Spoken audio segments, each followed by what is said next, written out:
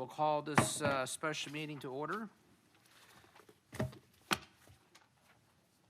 Roll call will just indicate that Councilmember Lopez is not here with us, he's excused. And the other four council members are with us. And we'll jump into the council workshop, and who wants to take the lead? I will be hosting you tonight. You don't mind? Sure you want to host, you sure want to host us? Yeah. You're a brave man. Thank you. Okay. Let me buy your dinner tonight. No. This is a workshop to give you a preview of what's coming, a big project that's coming this year for the city. And we'll get to the front page. How do we get to that? On the bottom of the mouse right there. On the mouse? Ah, there it is. We found it. Okay.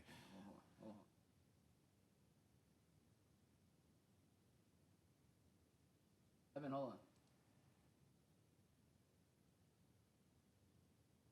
on. Okay, so we have a slide presentation to show you what will be coming this year. Bear in mind, this is the first project since the adoption of the Montclair Place District Specific Plan in 2020.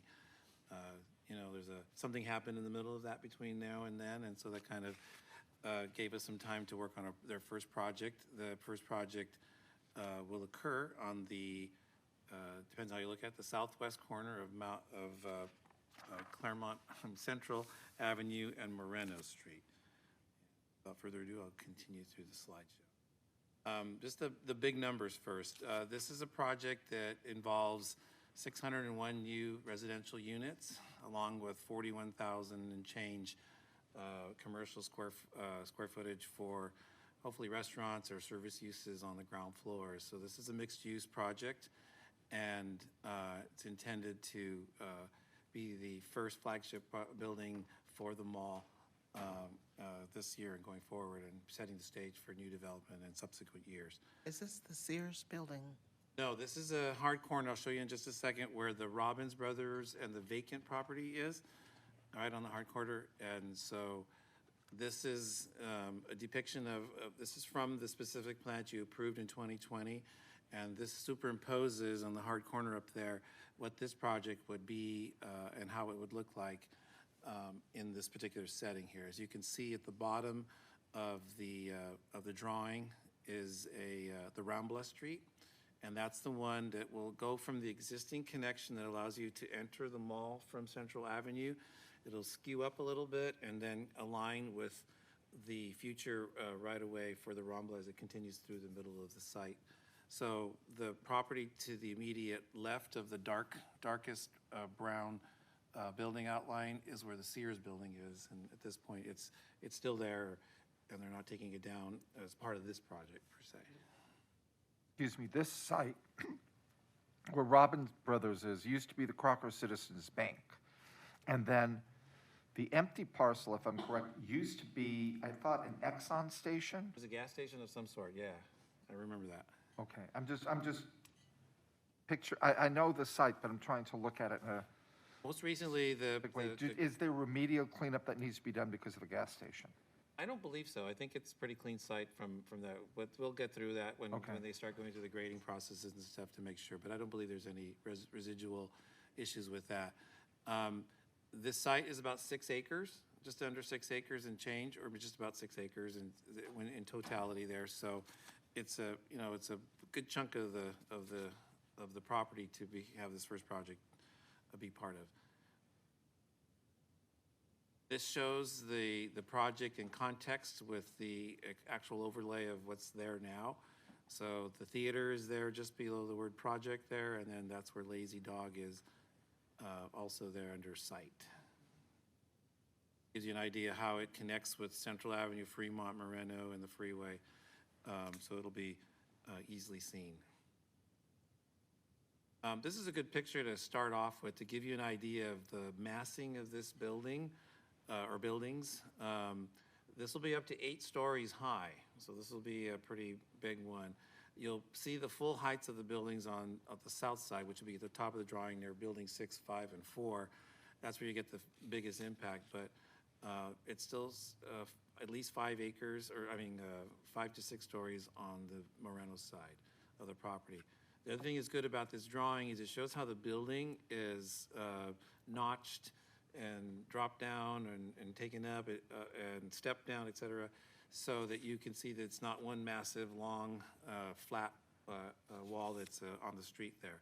It also, these little notches, like between 6 and 1, give you a break in the view of the building so that it accommodates how the designs of these particular buildings transition from one to the other. So you'll see that in the coming up slides. But keep this in mind as how this property will be developed and look as if you were maybe in the sky looking down on it. And I just have a question. In looking at this and where the current Robbins Brothers is, what will happen to that building? Will it be demolished? Yes, Robbins Brothers will be taken down, and the tenant is working with the mall to be relocated somewhere on the site, either in the mall or at some other location. So they're fully aware of what's going on. And they're okay with it because where they are is kind of unique from the mall. It's a more of a destination than. Yeah. As far as I know, they're okay with it, and they're fully aware of what's coming their way.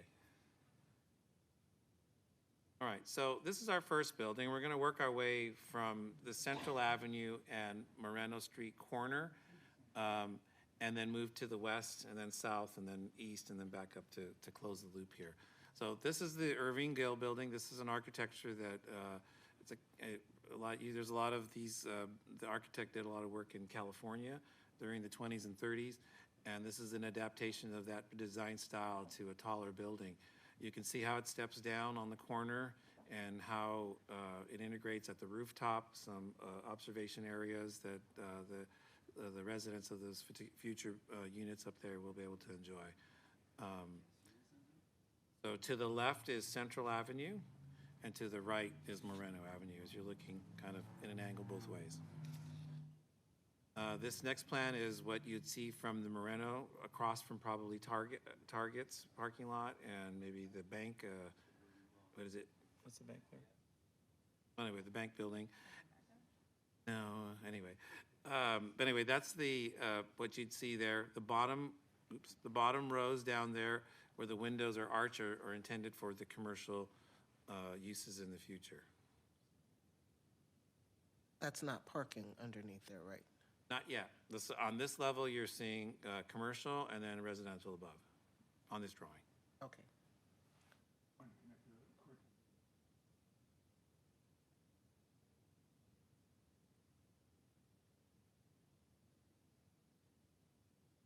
So we're ready to move forward. All right, so can we get rid of this thing?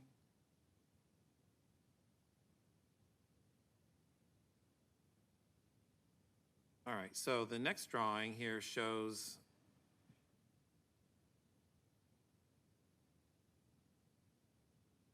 working. Okay, here you go. All right, so this is the building. On the left here is the edge of the Irving Gill building, and then the transition to a new style, the mid-century modern look. Building is separated, in terms of its building forms.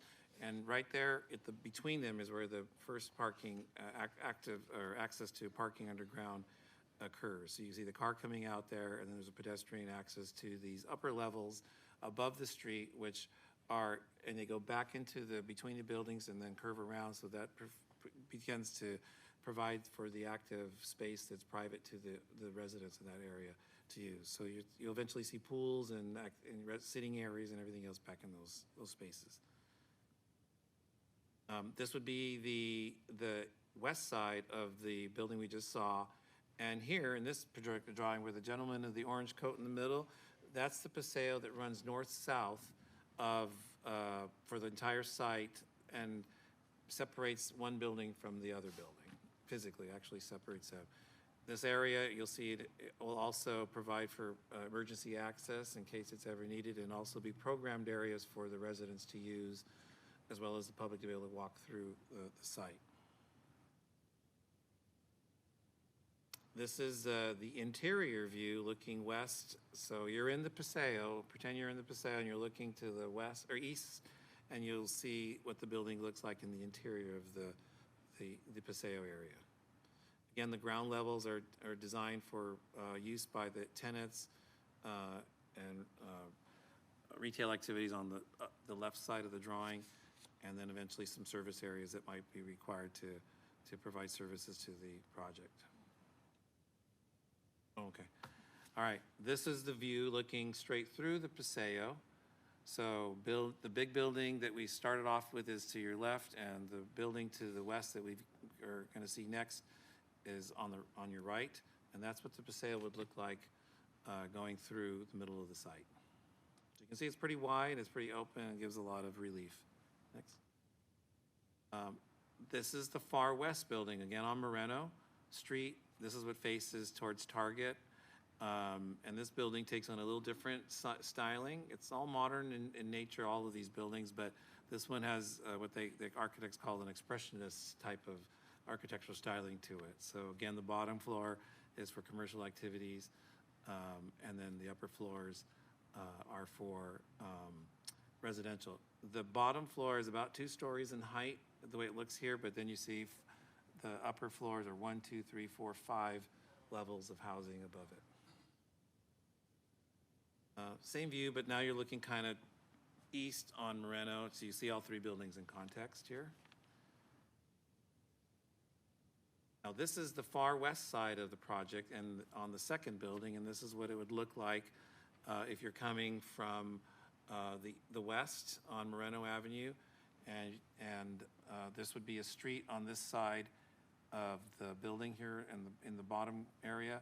Foreground, if you call that, and then also more parking space access areas, as well as some utility function areas on the bottoms of these buildings. This would be probably the least commercial of all those buildings, but you have to have some of those spaces integrated in your project and all things. But you can see the building itself is U-shaped, so there's a cut into the building in the middle of that where, again, it provides access to air and light for all the tenants in the buildings. This building would be to the south of the one we just saw, and now we're on the Rambla side in the middle of the mall. This is Building 4. It has a different take on architecture. It's called California Contemporary, and you can see how this building is designed. It fits that hard corner there. This would be, as you're coming into the beginnings, just past this to the left on the drawing would be the actual Rambla park-like setting there that you'll see eventually when this gets fully developed. To your right of the drawing, you see the bottom of the Paseo as it comes out down to the Rambla Street on the south, and then the beginning of another building to the east. Okay, well, this is the bottom directly view from maybe Lazy Dog. Looking up, again, you see the Paseo, and in this drawing, you'll see how the Paseo is connected from between the buildings are connected over the Paseo by a bridge. That's a pedestrian bridge right there in the middle of the drawing between those buildings, and that gives the ability to all the residents to visit other people in the other buildings without having to go down and all the way around. This is the building, both buildings that are on the east side of the south section of the building. This would be Building 5 and 6. 5 in the immediate to your left, and then to your right, the Building 6. So this is how that building would be structured. Again, notice the bottom levels. Those are designed to be for services, not only for the residents, but also on the bottom for maybe restaurants or other services, maybe store to support the residents coming there. This gives you an idea, again, of another parking entrance from the south side of the building off the Rambla driveway, and break in the building so you can see where the architecture changes. Here's a view of those interior areas where, as we looked at earlier, inside between the buildings, or the expressions of those buildings as you go across it. This is open space where pools, seating areas, maybe other activity areas for the applicants. Everybody's got a little balcony, some private open space in some fashion here, so they can be out open their windows and maybe step out and take a look and enjoy the outdoors a little bit. This is the building number 6, and if you were turning into the project off of Central Avenue, this is what you would see going into the site, towards the theater, towards Lazy Dog entrance, all this stuff.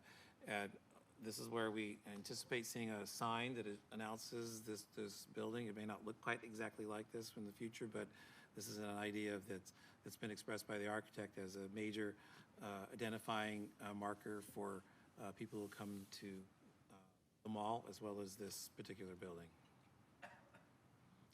And again, now you're beginning to look from left to right up to the drawing. That's Central Avenue going north, and you can see how the building connects and relates to Central Avenue. The street hasn't been drawn in because that wasn't really the focus of this drawing, but it's showing you how the frontage is both for the commercial and the residential components of these buildings are expressed. To the far right, you can see where we go back to the Irving Gill building that's on the far right, and the cut in the building which actually separates them so they look like they're two different buildings. This is a straight view look of Central Avenue in the foreground, and what you would see if you were standing at McDonald's, I guess, looking across, you could see this frontage. It's a handsome building from both sides here. This would be a full view of Moreno Street looking south from Target, where you see the 3 expressions of the buildings along that street and the indents and the cuts and the ups and downs that the architect added to the plans to break up what otherwise would be a long, monotonous building. This is, what is this one? This is West Street. So this is the far west view. If you were at Sears looking this way to the east, you would see this building frontage, both for the 2 different styles, Expressionist and California Contemporary. And you can see the full height of those buildings from the bottom all the way to top, up to 8 stories tall. And next, this would be the view from the south looking north. Again, all 3 buildings in context.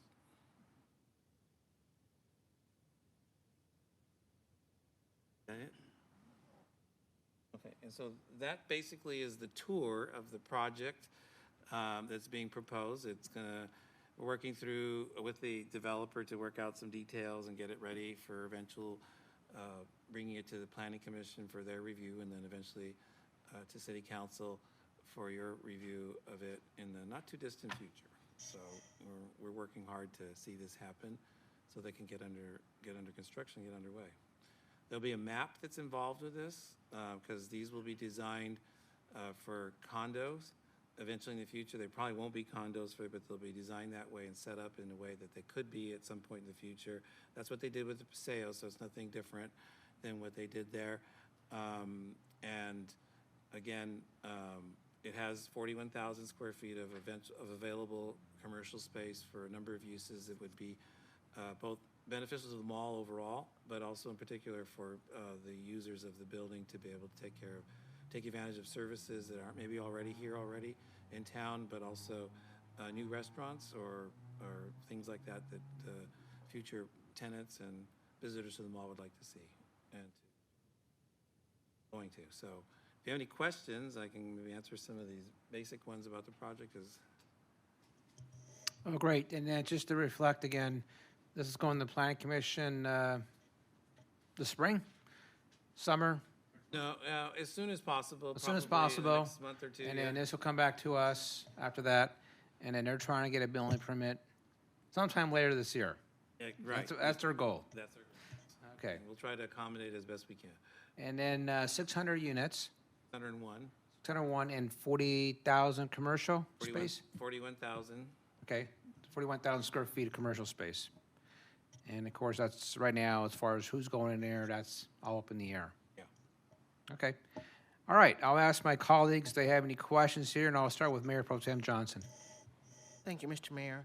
One of my questions was already answered about how many housing units, but the second question is, how many parking units per housing? So if, we may not know the detail yet, but if it's a one-bedroom, do they get one parking space? And if it's a three-bedroom, they get 1.5?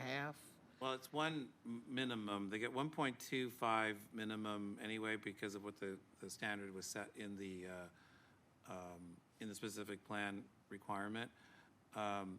They'll also be required to do a parking management plan, and so they can manage the parking so that they don't over-prescribe parking spaces to one unit and then have nothing left for the other. So we've learned a lot over the few years that we've been doing projects on what seems to work and what works best and what doesn't work. So this will be probably the best of that we've been able to put together so far. But this will be a little different too because it also has commercial parking that needs to be integrated in the site.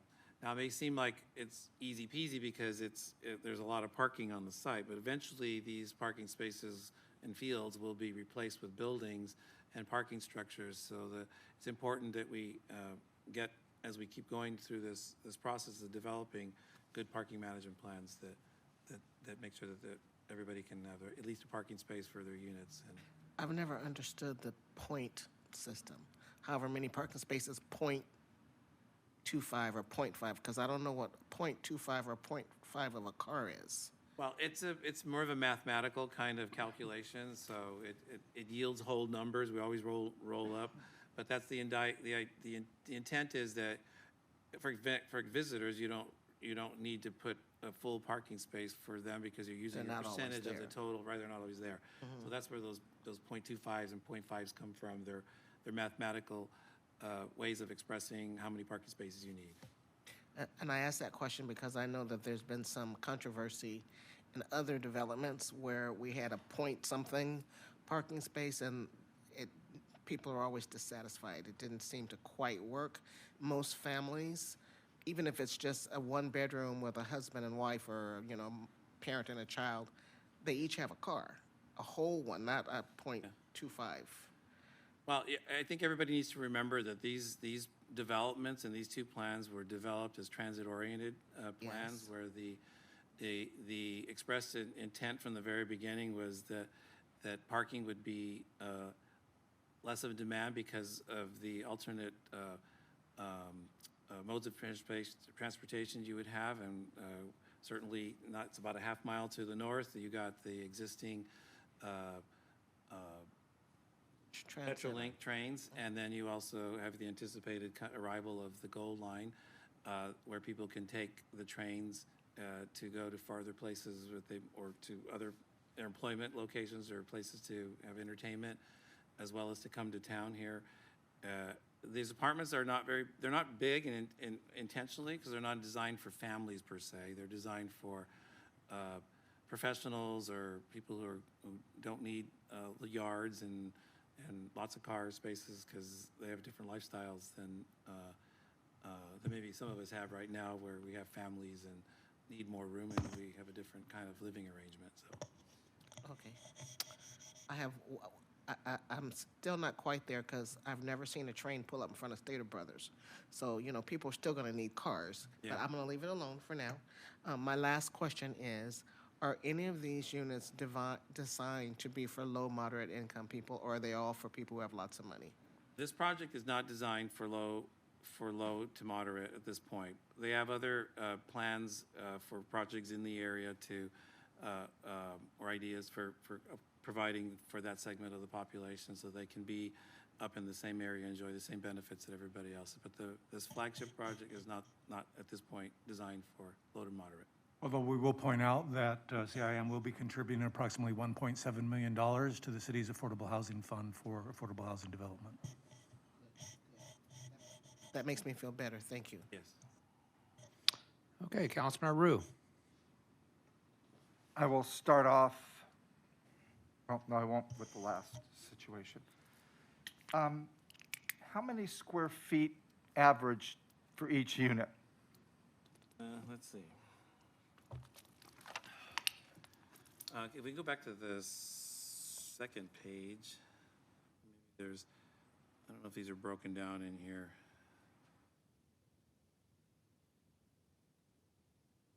Apologize, I don't have a breakdown of the actual average residential unit sizes. But there'll be 1 bedrooms and 2 bedrooms largely, maybe a couple of 3 bedrooms, but for the most part, it's not on this particular document. I apologize for not having that. Do we know about what price point they're looking at renting them at? Don't know that either yet at this point. It may be nice that somebody's contributing money for low to moderate income housing, but what I don't like, and it's not this project, but it's all of them, we create a situation, in my view, a tale of two cities. The rich are here, the poor are over there, and I don't like that. I like integrated approaches. The city's always been a fairly integrated city. You really couldn't tell where the rich or the poor lived, and we're creating a situation where this is the area for the rich. Oh, and we're separating all the poor people. They're over there. I don't like that. I'm just saying that's my view. And I can tell you there are several cities across the state that are being sued for doing just that. Thank you.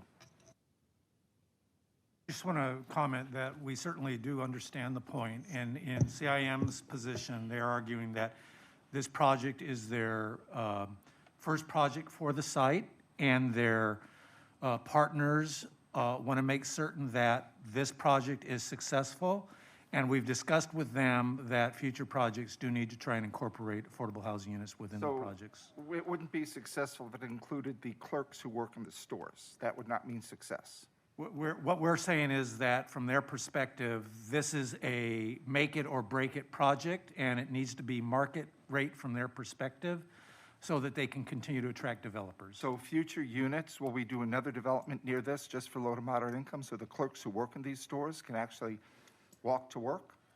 Well, as you know, the city's acquired land near this area where we do intend to do affordable housing project. We're also trying to acquire the 3 parking fields on the north side of Rickton Street so that we can do affordable housing in that area as well. As I said, it creates a tale of two cities. This is the rich neighborhood. Go 3 blocks away, that's the poor neighborhood. Well, I don't like that. yeah, That's just me. You know, let's be realistic here. You know, when you do projects, there's a market. There's a price of the land, there's price of construction, there's price of material and all that. And at the end of the day, that's what generates what the rents are. So when you do low and moderate projects, and I've done this, there's a huge subsidy, and you got to have a funding source how to cover that subsidy gap. There's other different sources to do that. So, you know, this is a big project. This is phase 1, and there's going to be many more residential projects. And I think the developer understands the importance in future phases. When that takes place, don't know.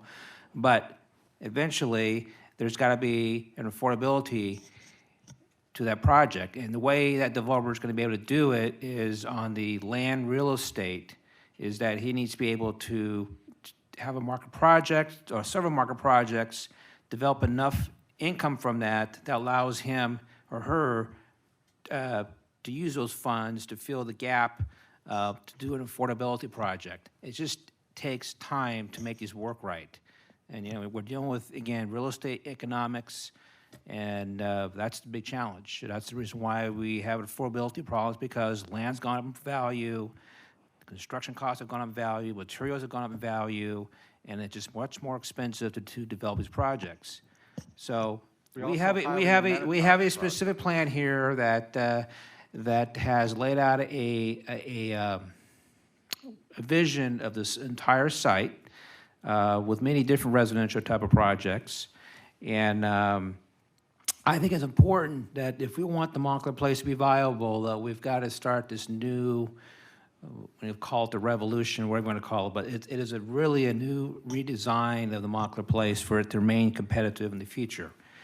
And I had lunch with somebody today, and he was one of our former colleagues from the city council a while back before my time, and his response was, I don't like these type of projects, but I do understand why you got to do them today. There's a need for them today, and I agree. There's a need for these, especially for this site. We want the site to remain competitive and become a regional draw here in the Inland Empire, San Gabriel Valley.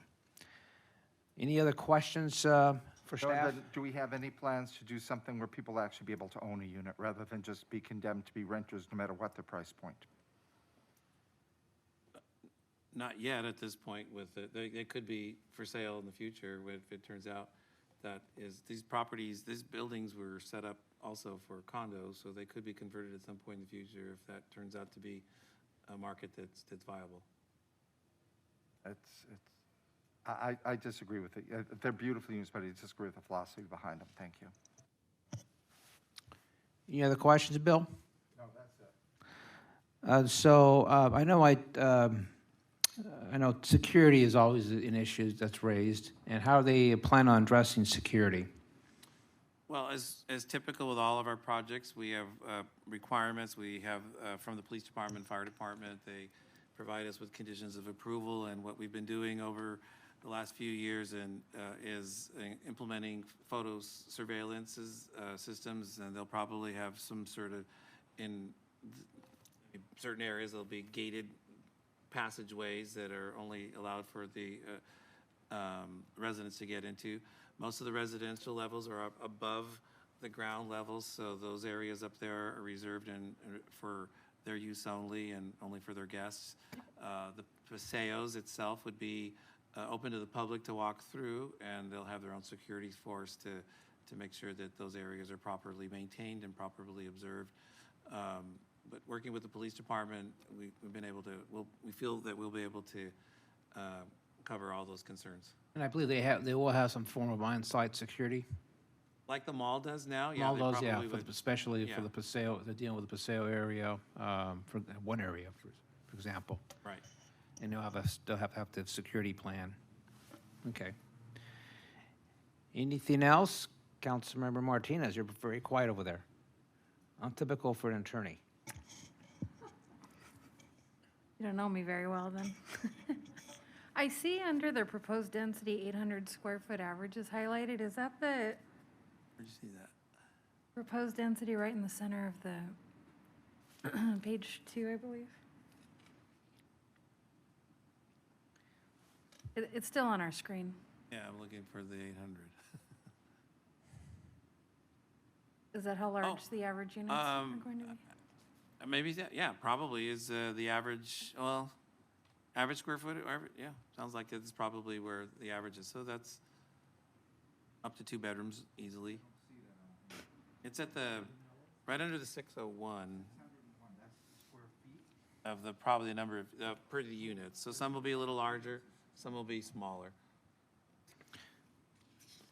Yes, if staff, and to answer that question there, if staff can email council members on the square footage, get an idea what the square footage is Okay. like. that'd be I'll good look to it have. up and make sure you get, but as you remember, anytime I write a staff report, I have long, nice tables for you to look at all the. I understand, but that was a question I was Yeah, raised. But I'll get it for you, yes.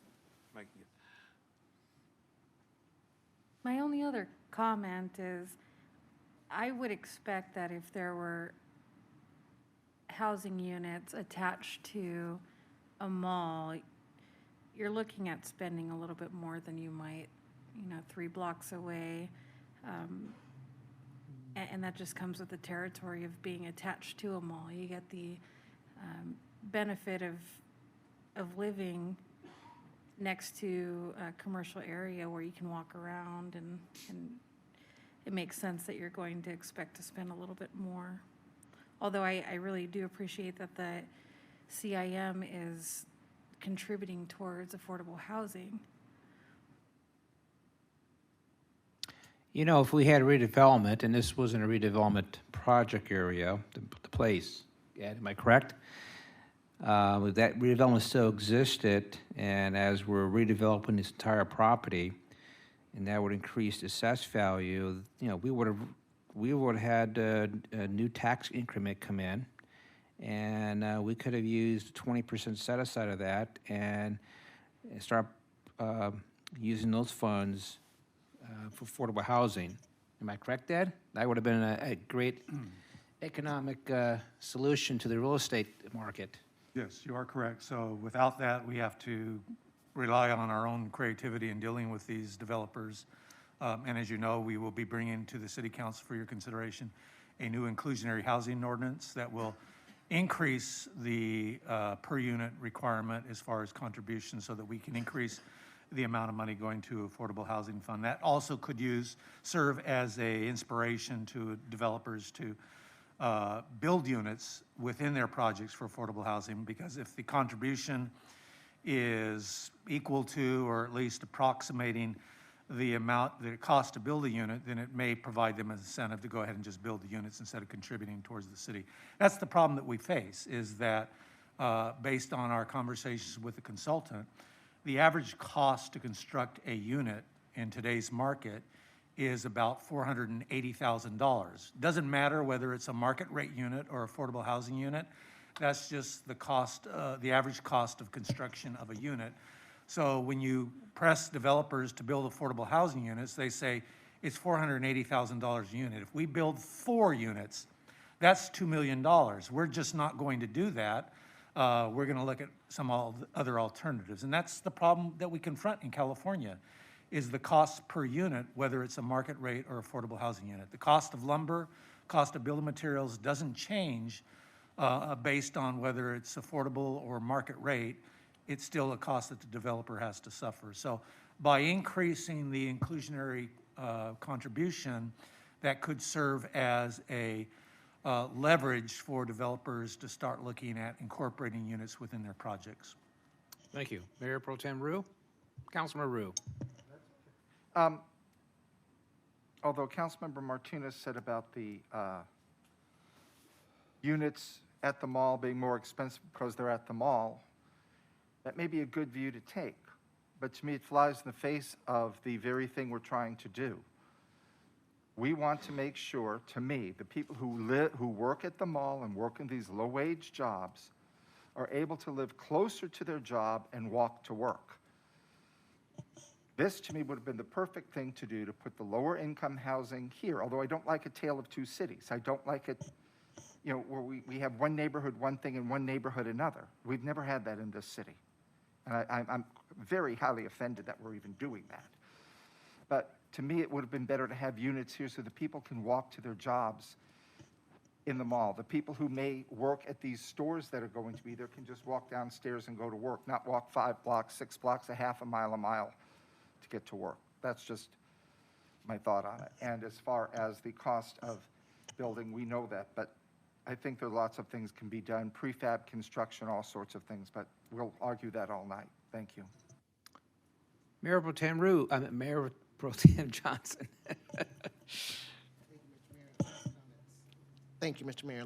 Last comments. I think that Councilman Rue and I are kind of on the same page. For a very long time, I've been proud to say that when you drive through Montclair, all the houses look about the same, and you don't know that person's a millionaire, that person's a low mod, and that person's a middle income. You can't tell from driving down the street. And for us to all be included, having been, as a small child, having lived in the projects, I understand what it's like to live on the poor side of town. We really should all be included. Now, I understand the cost. It's very expensive. The cost, as Mr. Starr said, is the same, whether if it's a high-cost unit or a low-mod unit. I totally get that. The cost of wood is the cost of wood. So the cost is the same, but the profit for the developer is less.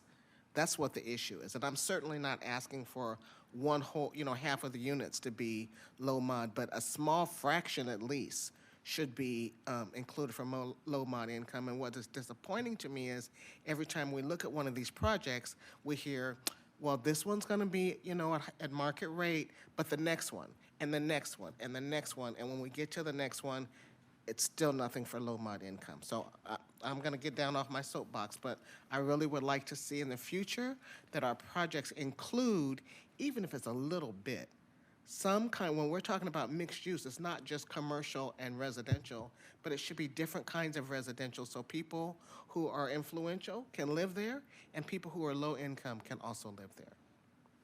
Thank you. That concludes my comments. Well, great. I'm going to speak of the vision for this area, North Montclair, and I wanted to say this.